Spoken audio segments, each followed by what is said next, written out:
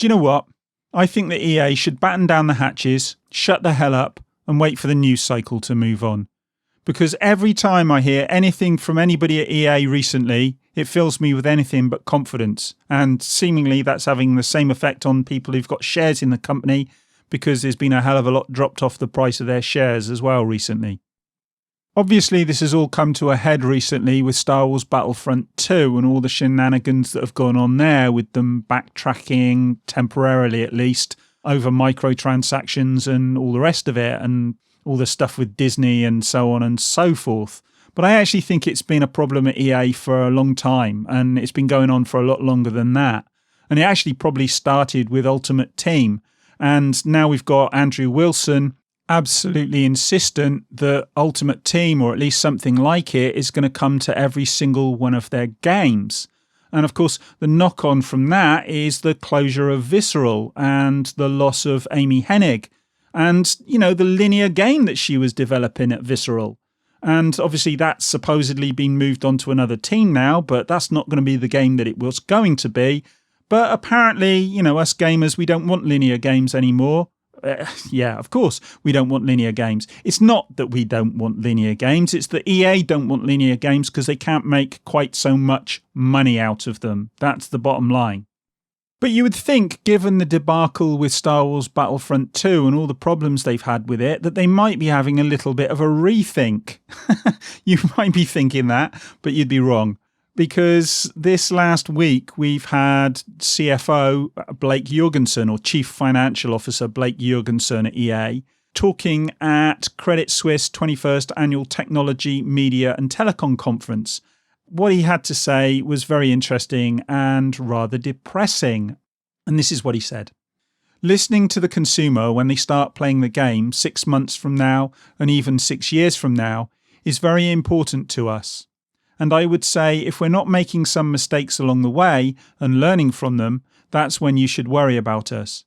But our view is these are great opportunities for us to continue to tune the game to adjust these things.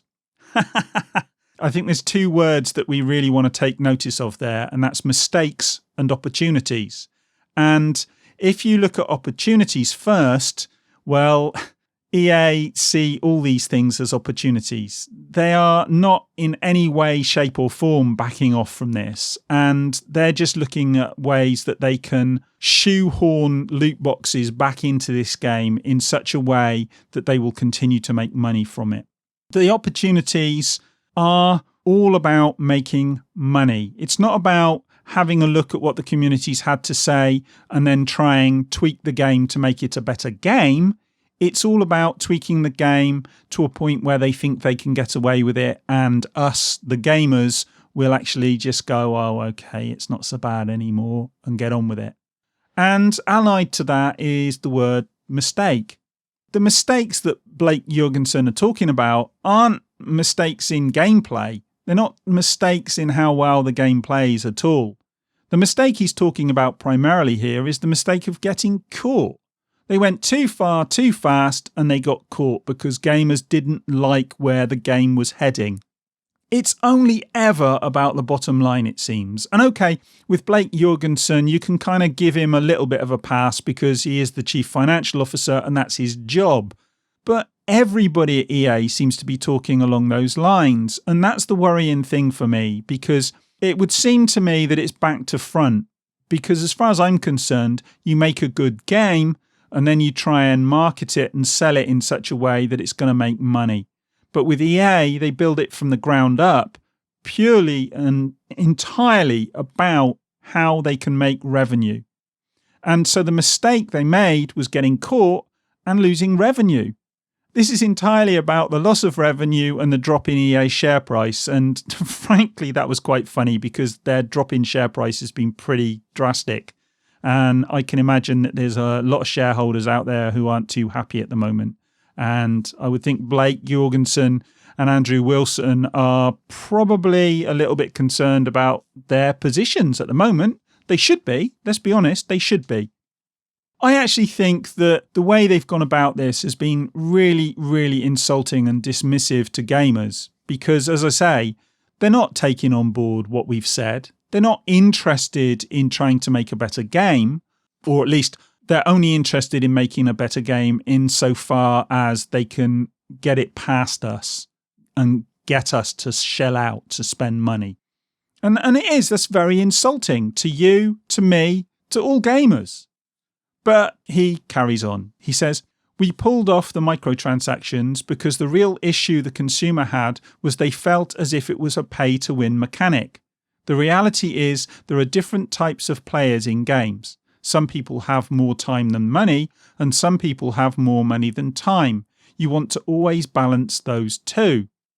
If you look at this again, what he's saying here, it's interesting when he says, because the consumer felt it was a pay-to-win mechanic. Not that we realized it was a pay-to-win mechanic. If they could have got away with it, if the consumer, if us, the gamers, hadn't got up in arms about it, nothing would have changed. And we see that if you look at Need for Speed, okay, they've tweaked that a little bit as well because there's been a bit of a backlash, but they weren't about to. They were going to keep it all in play. And they are still talking about bringing it back in Star Wars Battlefront 2 as well. The fact is, look, they really don't care about this pay-to-win mechanic. And the fact that they went too far and too fast is all that matters to them. And they also didn't mention that, there's people out there who have more money than sense. Nevertheless, those people still, if they've got money, they still shouldn't be suckered in, as far as I'm concerned anyway. These people are whales, and it seems to me that EA are actively seeking out those people in order to maximise their revenue stream. Now, I've got no problem with them making a profit, but when they're using those kind of techniques to try and sucker people in and exploit them and siphon money out of their wallets, then yeah, I have got a problem. And look, he also completely ignores another big issue here. And that's that this isn't just about the pay-to-win element. This is about gambling. It's a gambling system that's sold to children. And I know I've gone over this before, but it's worth repeating. This game is Star Wars. It's Star Wars. And what's the biggest audience for Star Wars? Or at least one of the biggest audiences for Star Wars. It's children, isn't it? It's kids. And EA must have known. They're bringing in loot boxes into a game that's going to appeal to children. And you can say it's not gambling as much as you like, but it's a risk and reward system where you're putting money in and you may or may not get something back. That's the very essence of gambling, isn't it? But EA know this. And they have no interest in addressing the problem. Because, well, for them it's not a problem, is it? As long as they're bringing in the money, well, that's not their problem. It's our problem. And the only time it becomes their problem is if we're not buying the product or we're not buying the loot boxes.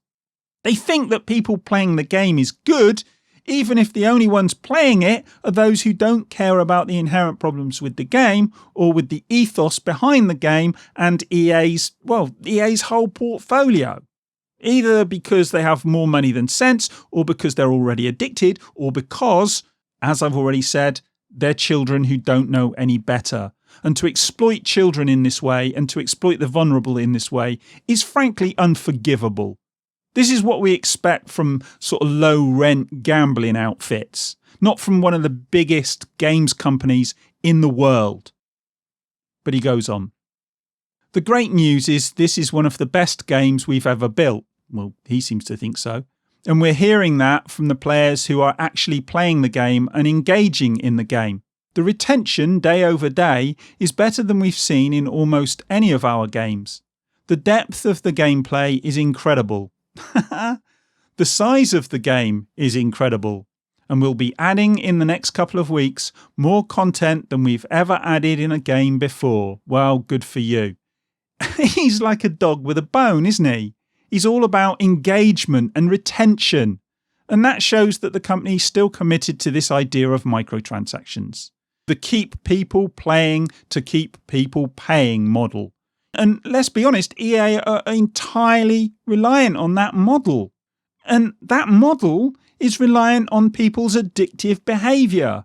Their whole business model is based on suckering people in.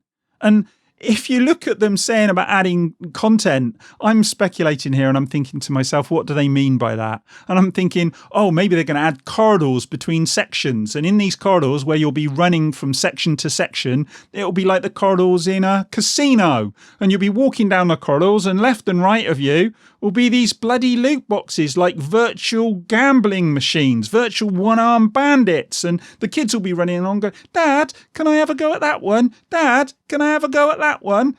And then they'll bring out a virtual reality version of it. And you'll be stuck in there in this virtual reality hell of all these loot boxes left and right of you, looming out at you like something from a horror movie, trying to suck your money from you.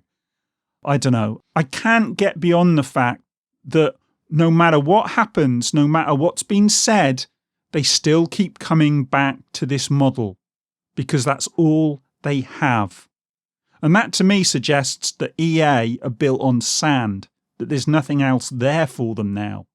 Because, as I said earlier, they shut down Visceral. You know, what else have they got other than these exploitative mechanics, these exploitative models? But he's not finished, is he? We're not giving up on the notion of microtransactions, Jurgenson said. Oh, there's a surprise.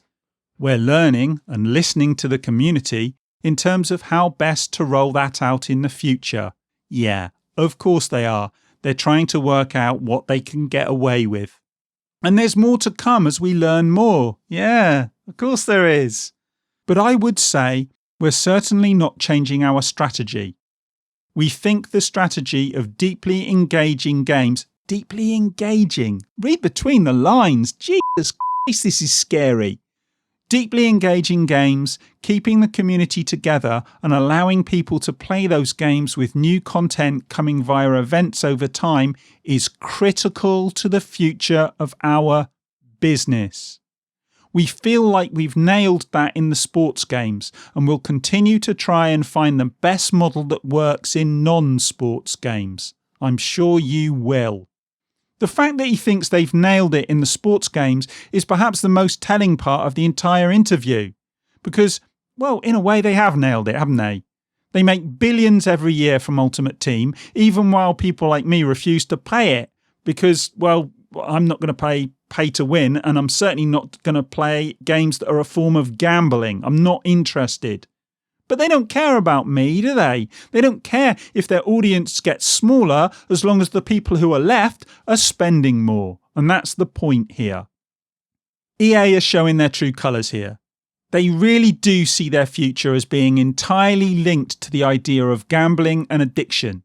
That's how they make so much money every year, over and above what they make from the cover price of the games. And they're not about to give up on an extremely lucrative revenue stream without a fight. There's people who've been making videos recently saying, we've won, you know, EA are backing off. No, they're not. No, they are not. We haven't won anything yet.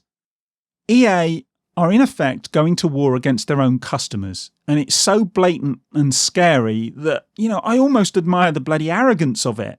They seem to think that they can go up against their customer and win. And as I say, on some level, I almost admire it. I've said repeatedly that EA have no respect for their customers, but it's far worse than that. They're being very clear when they talk about engagement and retention. They're telling us that they're not only happy to exploit their customers, but they're actively seeking ways to increase that exploitation over the months and years to come. And worst of all, they aren't even trying to hide it.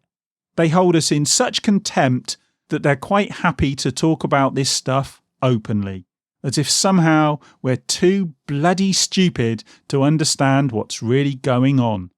And maybe that's the biggest insult of all. The gaming industry pressure groups are going to be out in force trying to stall any changes to gambling law or certification of games. That's what they're going to be doing. EA and the others will continue with the model of exploitation. And frankly, the only people who can really do anything about it is you and me, the gamers. And the only way we can do anything is to basically stop buying these games. And if we do that, then yeah, this will stop. But the problem is, there probably won't be enough of us to do that. And if we don't, If we don't, then you can bet your bottom dollar, you can certainly bet that it'll be years before anything changes, if ever. And that's just the way it is now. Look forward to all your AAA games in the future being absolutely pregnant with loot boxes.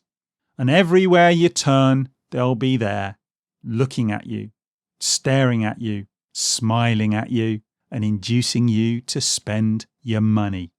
And if that's what you want from games, good luck to you. But EA, as far as I'm concerned, you can kiss my fat, hairy ass. I want nothing more to do with you. But that's just my opinion. You guys might think completely differently to me. And if you do, let me know in the comments. Maybe I've got this completely wrong.